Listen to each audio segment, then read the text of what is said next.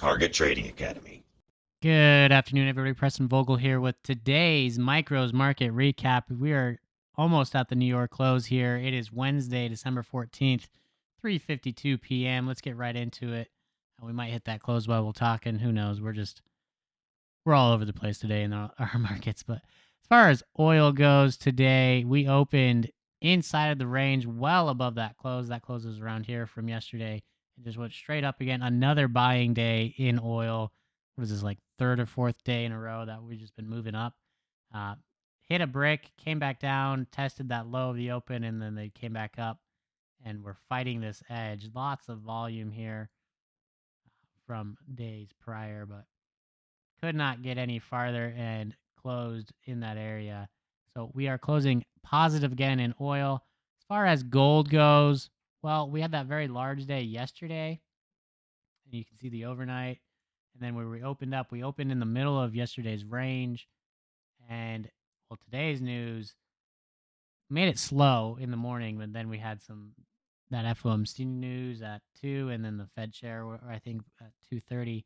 So the markets did move, but gold closes at 1:30 Eastern here. But with the futures, if you didn't know, they still are tradable after they quote unquote close. I refer to it as a soft close. Especially the gold and oil, they close sooner than the New York close, and then they go on for another hour to the Chicago close, and then there's a little rest in between, and then they open back up in the evening. So the markets are virtually open 24/7, not literally, but there is some times where they're not open, but they are definitely open more so than stocks and options. So if you're wondering why the market opens up or down to where it closed the day prior, well, this is why. The futures are driving that move. But you can see just a lot of news that came out and drove it up. But where we closed before that news, we closed right around here. So not a lot of progress. We are technically down from yesterday's close in gold. As far as our equities go, they were not an exception to that movement from the news. And that's not the news right there. The news is right over here. If we just take a look back before that, you can see how grindy and choppy this move was on the way up. Solid potential at these edges for both long and shorts. But then as news came out, the volatility did pick up. You can see it just shot up and then came straight crashing down. Held at this HVA edge here, held here twice, and then blew through it again. Held one more time at a level, and then they just came back up into that main body that the news brought it down to initially. So does look like we're going to be finishing net down on the day in our equities.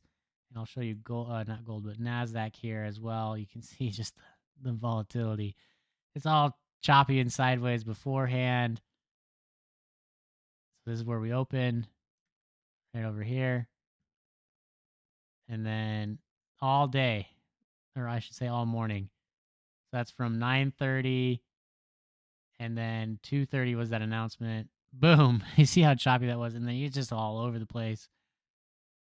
And again, those levels held phenomenally. And if you know the methodology, you know what you're looking for. But again, we're closing net down in the equities, net down in gold, positive in oil. If you are interested in learning more about these levels and how you can get them onto your charts the night before the next day's trading activity, feel free to reach out to us. They're called HVAs, high volume areas.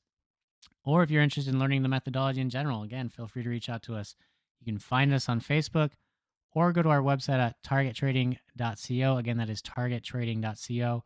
Get in touch with a representative at either location. They'll gladly show you what we do in our rooms each and every day, and you'll be able to see for yourself why we are the #1 trading education company in the world.